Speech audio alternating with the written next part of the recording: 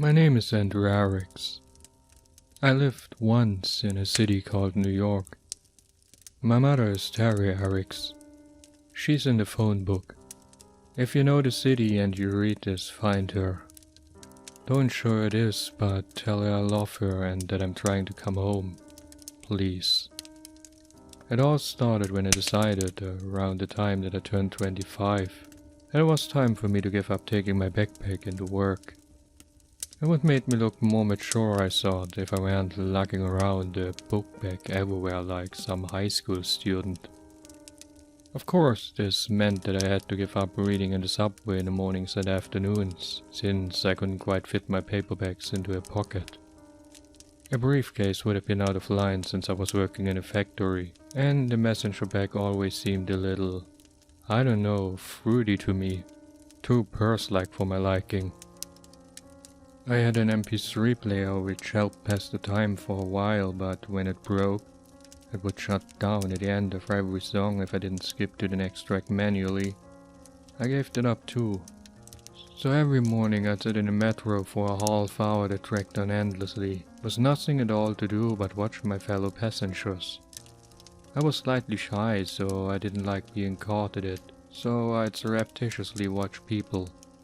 Interestingly enough, I quickly discovered that I wasn't the only person in the world who was uncomfortable in public.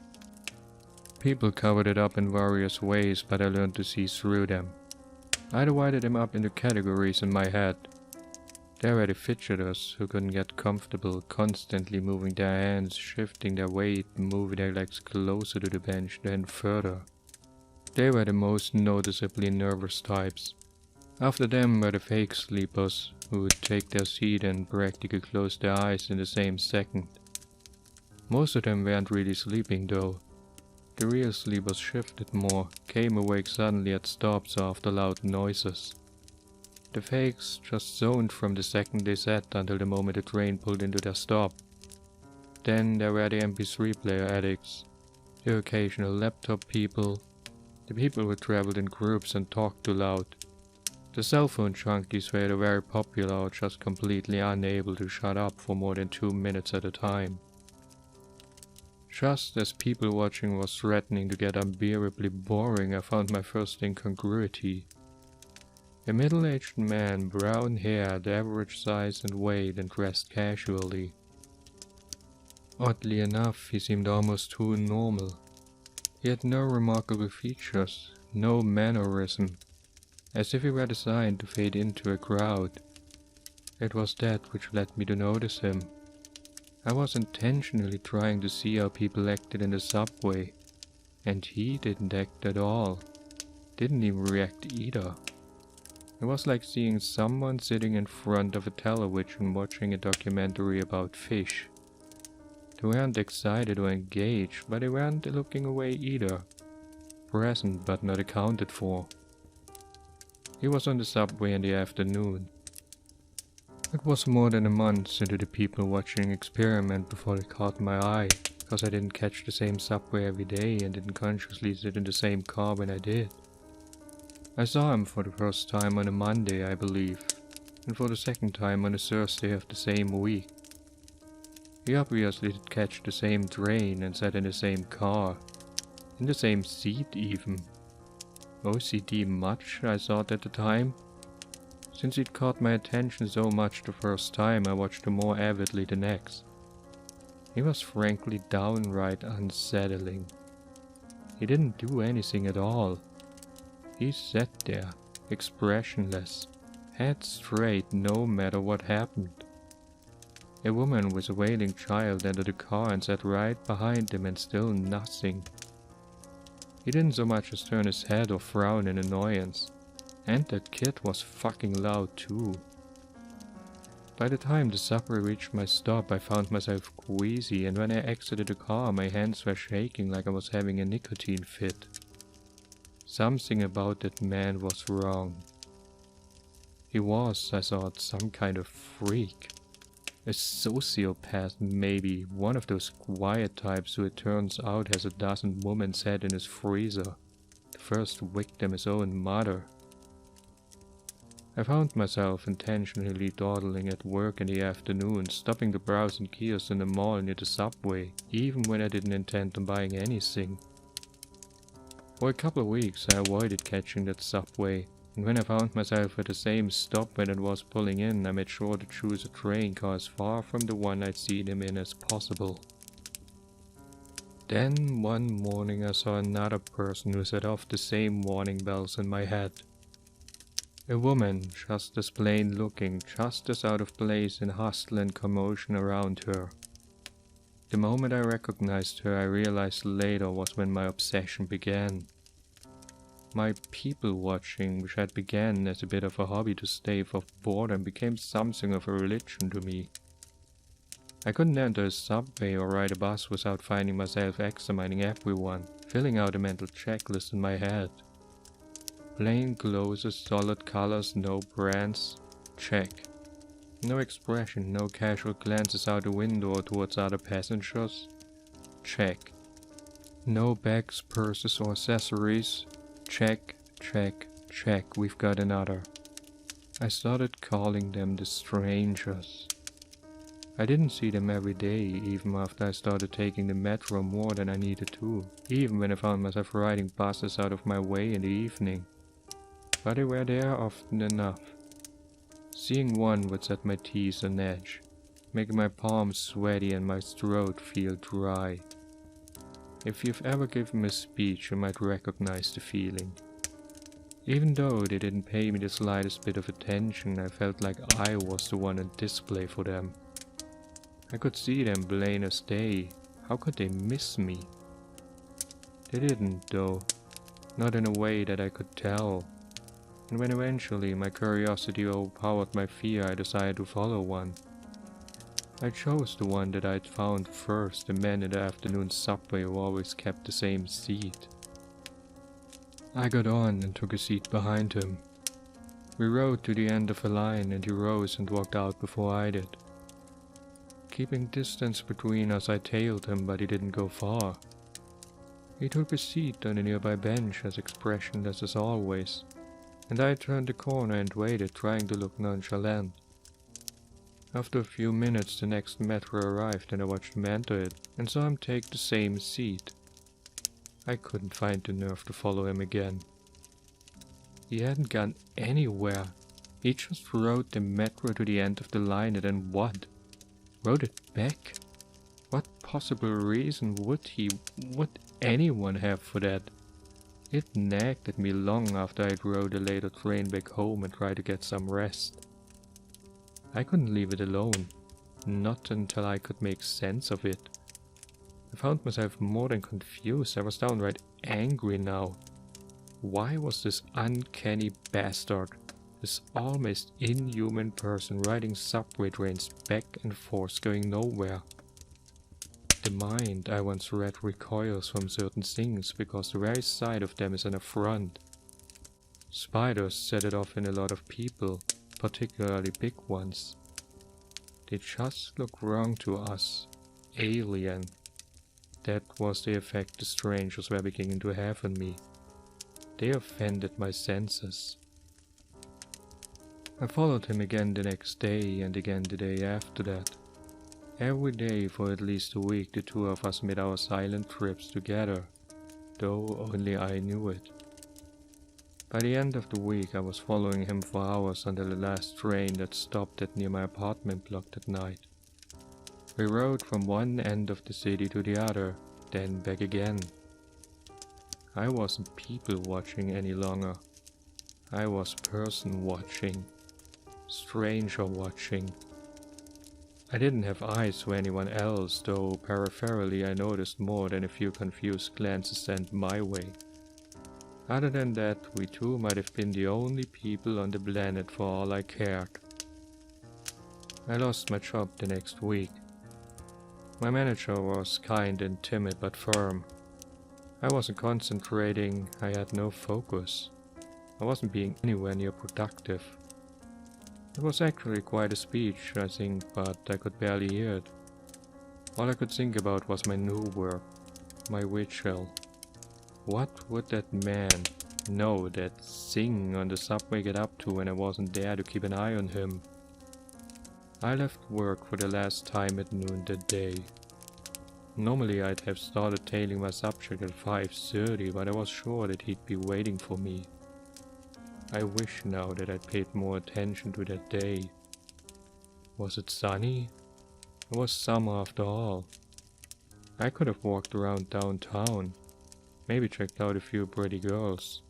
Could have had an iced cappuccino and a smoke at an outdoor cafe and then go home. Put my grim obsession out of my head. Found a new job and taken to reading on trains and buses again. Instead, I waited. More than one train goes up and down the lines, so I sat in the station for at least an hour until I saw him through a window. I walked into the subway car and noticed that for the first time my skin wasn't clammy. My hands weren't shaking. My heart wasn't pounding hard. I sat, for the first time, right across from him, directly in his line of sight. Watched for a change in his face. Would he recognize me? If he did, I saw no sign of it and I was looking hard. We must have quite a pair sitting across from one another that afternoon, staring into one another. It was hard not to let the building up rage in me contort my face, but with effort I was able to keep as still and as expressionless as him. Inside I practically screamed at him. React to me, you fucking asshole. See me, damn it. I know you for what you are.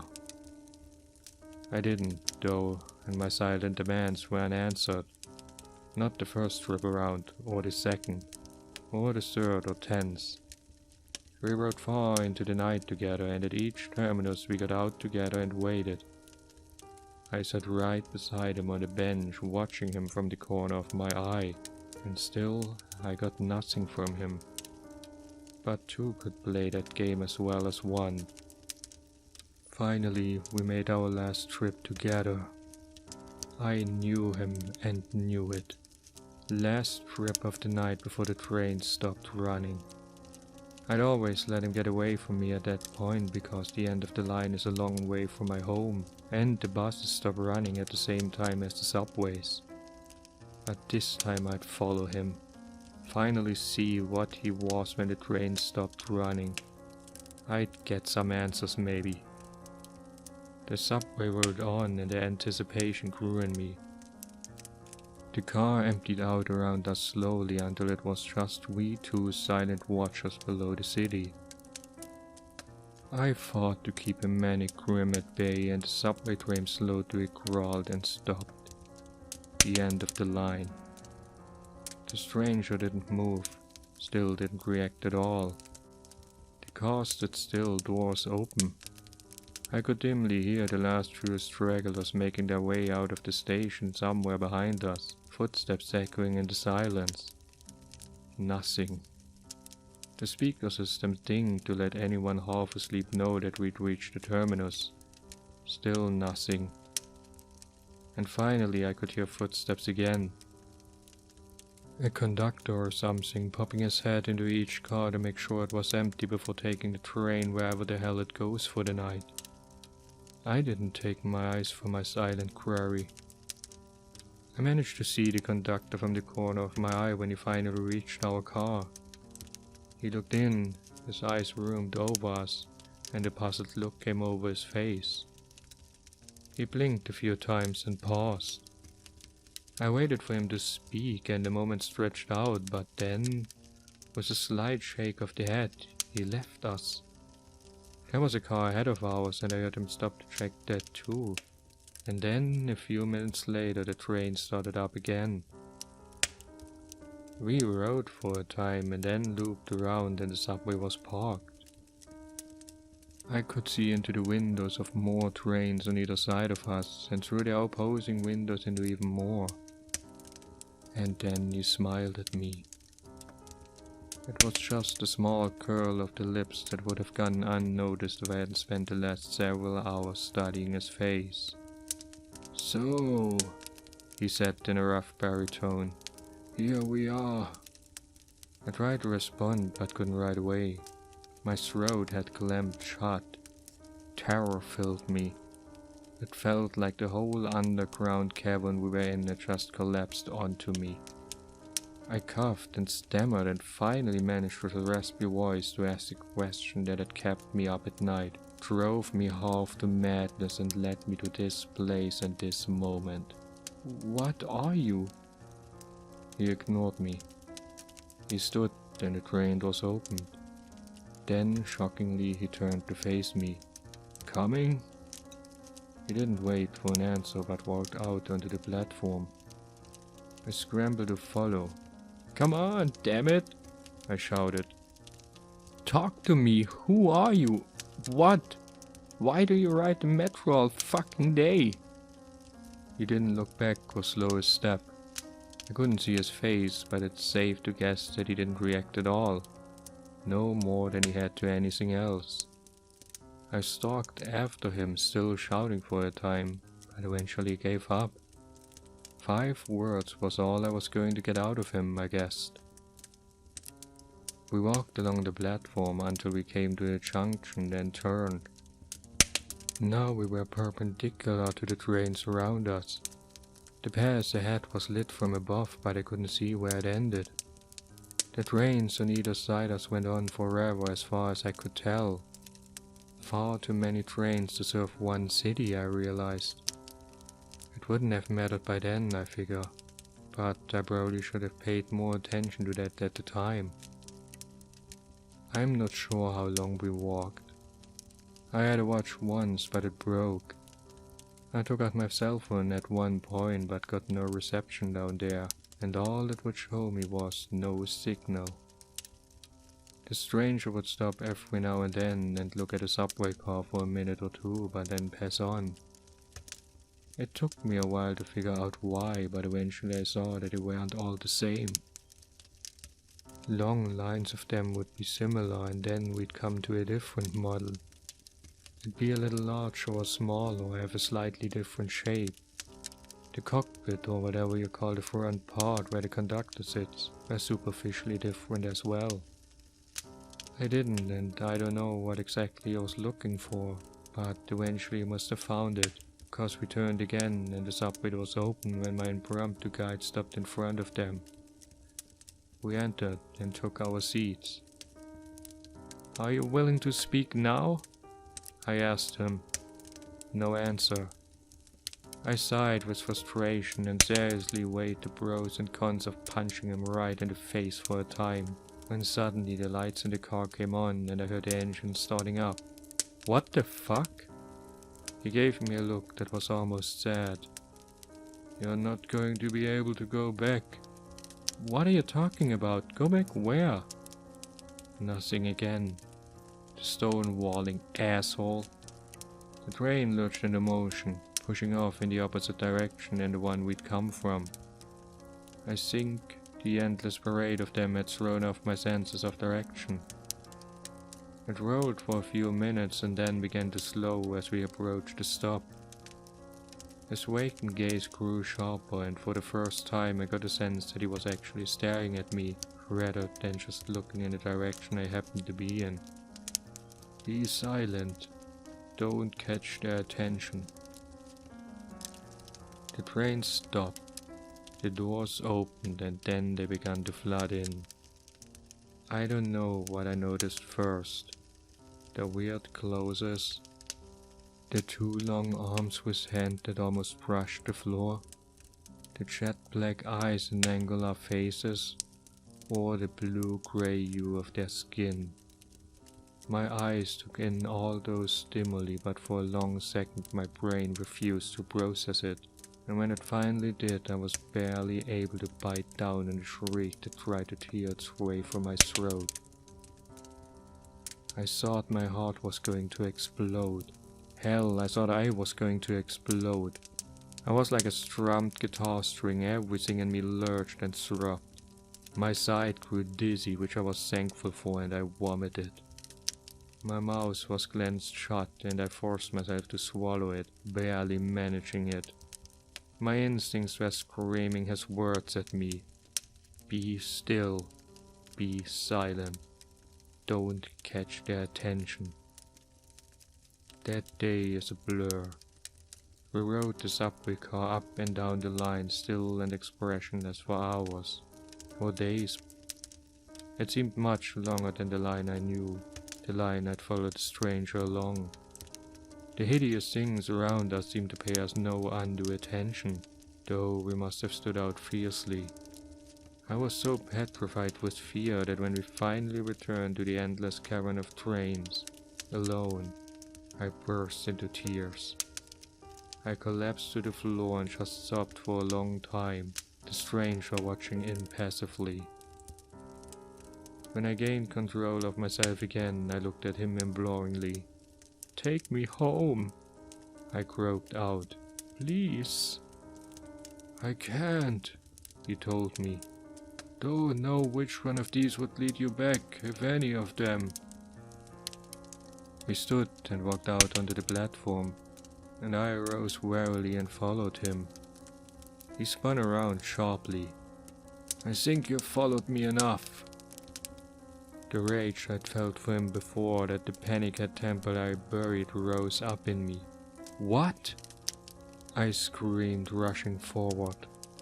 I grabbed him by the shoulders and with a burst of insane strength I didn't even know was in me slammed him up against the side of the metro car. "You fucking son of a bitch, what the fuck did you do to me?" I slammed him again and again. "Take me back!"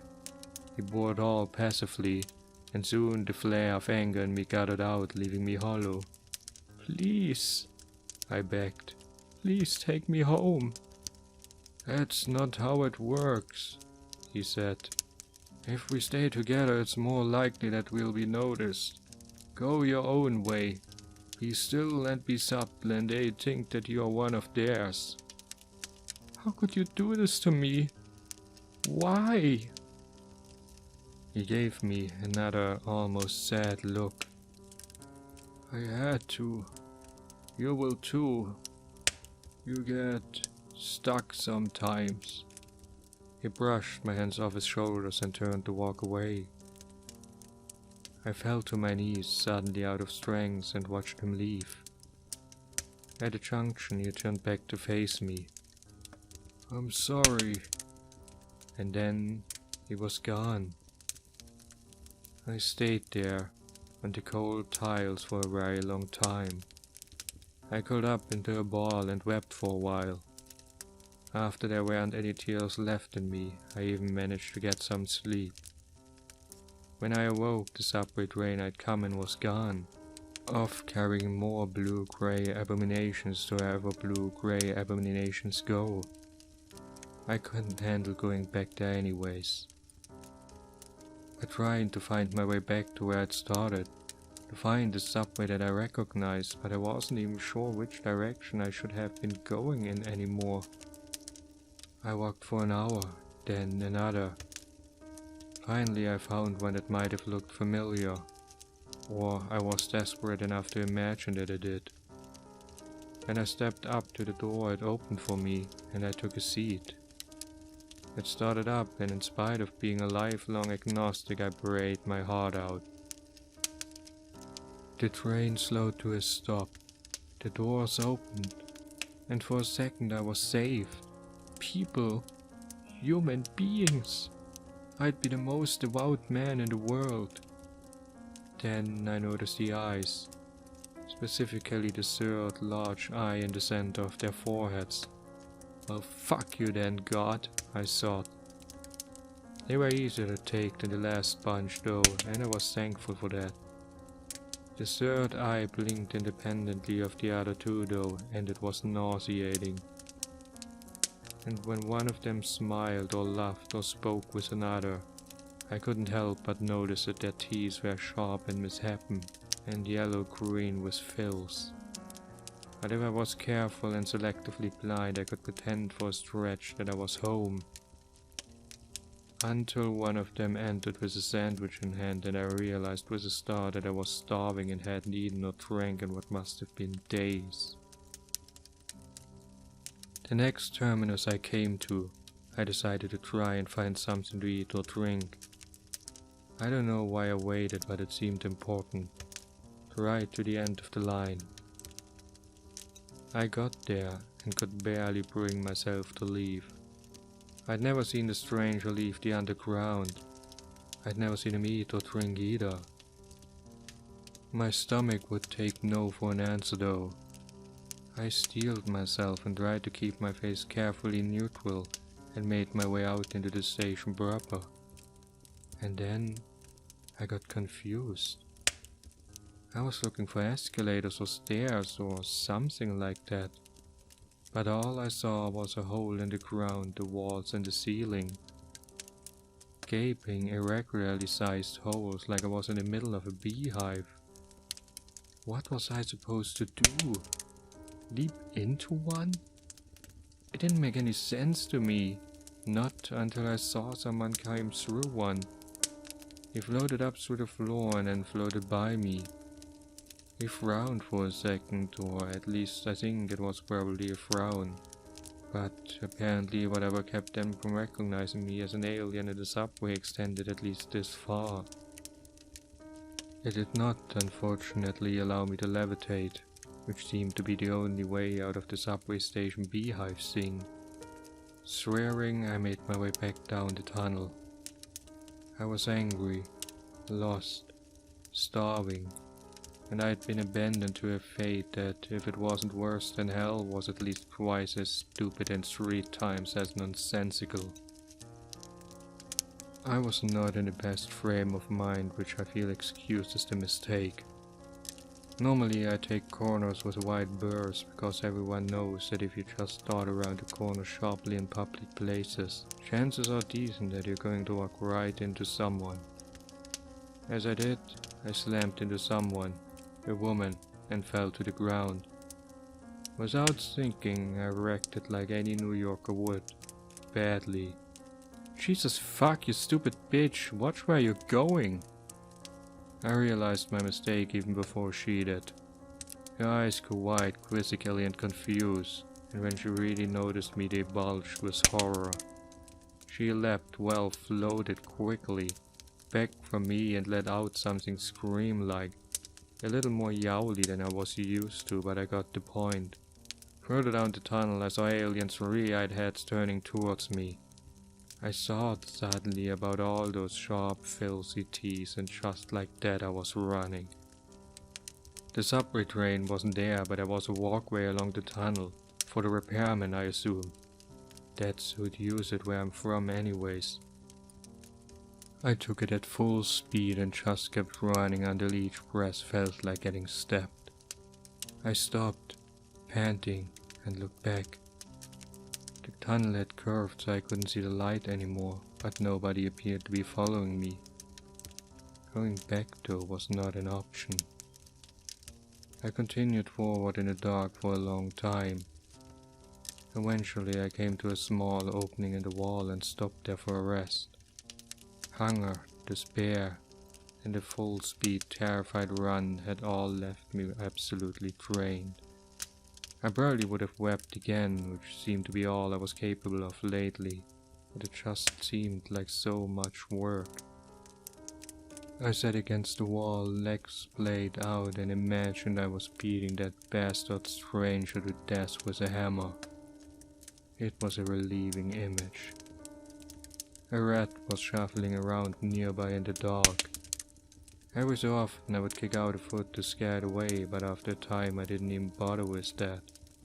Rabies or any other disease it might be carrying would be a blessing compared to endless traveling through the subways of strange worlds, lost, destitute and alone. When it gripped near me again, I didn't shoo it off. When it reached and pressed against my leg, I couldn't bring myself to care. Not until a train passed by and the lights of its car lit up the curve that I was in and the thing that I had thought was a rat. It was rat-like, yes, but not as much as it was spider-like. If someone had bred the two of them together, the resulting abomination might have been almost as horrible as the thing nuzzling my leg. I shrieked, flung myself up from the floor and booted it like a soccer player would, right into the opposite wall. Its back made a sickening crunch, and I watched it twitch out its last before the final car passed and the darkness returned. And in the darkness, a terrible thought came to me. I wondered if it was eatable. I didn't want to, and I gagged just imagining it. I was hungry and there was no guarantee that I'd be able to find food in this place or even again. Rat spider was my only option. I held off as long as I could, but in the end survival trumped squeamishness. I had my lighter but nothing to light on fire. I picked meat off its carcass and cooked it little by little, holding it over the flame, but it didn't help much. Nothing could have. Its meat was foul, more foul than anything you can imagine. I've been that desperate for food since and eaten many other questionable things, but nothing has ever been as bad as the rat spider was. In retrospect, that is when I became a stranger. Before I'd struggled to reach that expressionless state the others had maintained. What I'd taken for calm was numbness. The sharp rocks thrown in a river will over time have its edges rounded off by the water beating over it, and what I'd gone through had done the same. Tearing up and eating a monster in the dark below an alien world, the last of my edges smoothed. By the time I left the darkness and came back into the tunnel, I was as expressionless and empty as the one who had led me here had ever been. That was not the worst of it though. The worst came later, the first time I got stuck. The stranger had mentioned it, but in the state I'd been in I had hardly noticed. One night at the end of the line I was asked to leave the train. The world was one of the closer to normal ones.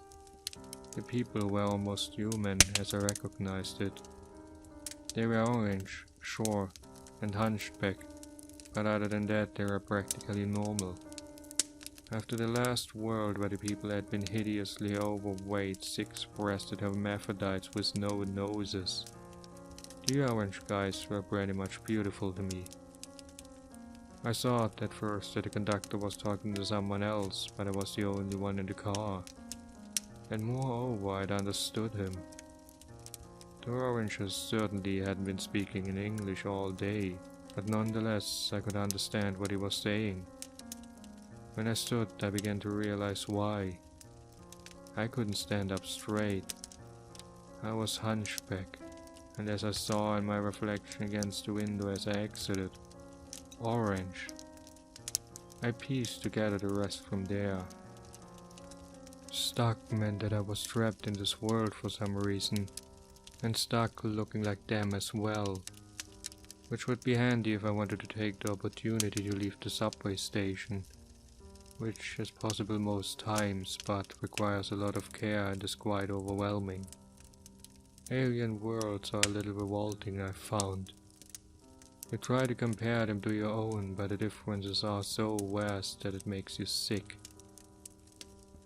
I left that subway anyways, because it was clear I wasn't returning to the central hub, what I'd taken to calling the infinite line of subway trains that night. Or any other night, I soon found out. Whatever had let me go, I noticed, wasn't working any longer. I considered briefly staying, but this place wasn't home and could never be. Even if they looked like me, their culture was bound to be different. That was a lesson I'd learned before. Even worlds where the people are absolutely indistinguishable from me are fraught with danger. I was once in a world where the people looked just like me. Well, actually they looked Brazilian, but that was more than close enough. And learned the hard way that a gesture that means to me hello meant something gravely insulting. Insulting enough that I'd been beaten half to death while the crowd looked on with approval. Besides, even if that place had a culture I could fake, I didn't want to stay. I wanted one of two things: to find my way home, or to find the stranger who had sent me on this path and beat the shit out of him. Nothing else would do. so I wanted to move on. I wasn't sure though if I could do to some poor sucker what had been done to me. Could I really force someone else to wander the eternal underground like me? It turned out I didn't have to. After a few months, one of them did notice me, yes, and began to follow me for weeks. I very carefully made it seem like I hadn't seen him, just like the stranger had. But I was torn between the desire to warn him away and the desire to bring him to the end of the line so I could leave this dismal world already. The last night he followed me to the end of the line just as I had once done. He hadn't managed to work up the nerve to sit right across from me though, and as soon as the train stopped at the terminus he rushed off. I waited, hoping the conductor wouldn't see me and I could continue on, but to no avail. I left the car and the metro rushed off without me and I cursed inside. As I walked around the corner towards the ticket booth, the young man who'd been following me attacked. He had a wicked curved knife and should have caught me by surprise, but I'd been traveling through hostile alien worlds for several years. My reflexes were sharp. We struggled viciously before I managed to wrestle the knife from him. I don't know how it got in his neck. I don't think I wanted to kill him. I hadn't even been that angry, remembering my own building rage from so long before. Afterwards, as he lay there, bled out, I got pissed. I kicked him repeatedly, shouting, "You dick! You were supposed..." Kick, kick. "To follow me!" Kick. I fled the scene of the crime, but not for long. I was there bright and early the next day to catch the first subway of the morning. And that night, when I rode it to the end of the line, I was invisible to the conductor again. I guess you can either kill them or bring them with you if you want to return to the central hub. I was invisible again, but I was also orange and hunchbacked still. I stayed that way until the next time I became stuck. The next time I killed. That one went much faster.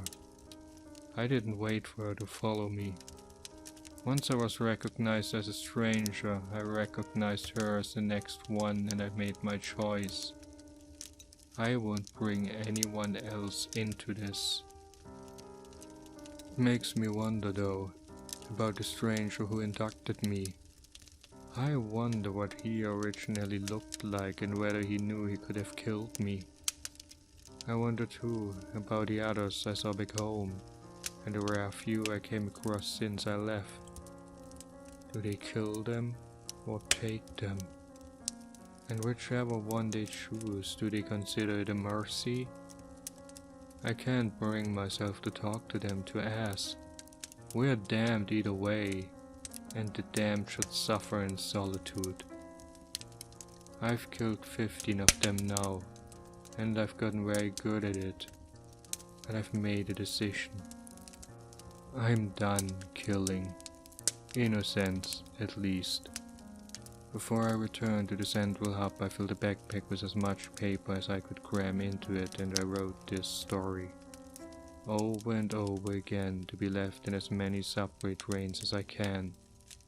A couple thousand messages and bottles cast into a sea of steel rails. This is a request and a warning.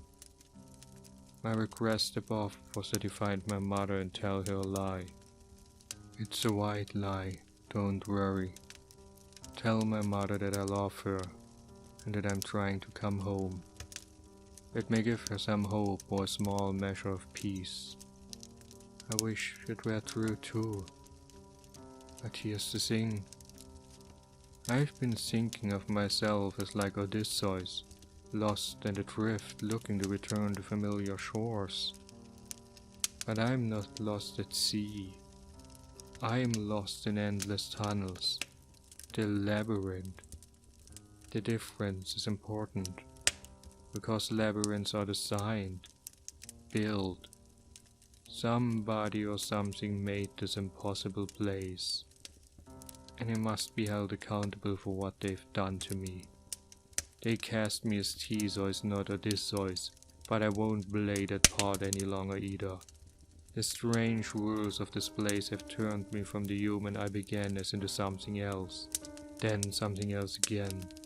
They've made me a monster, and so I will be the minotaur of this labyrinth.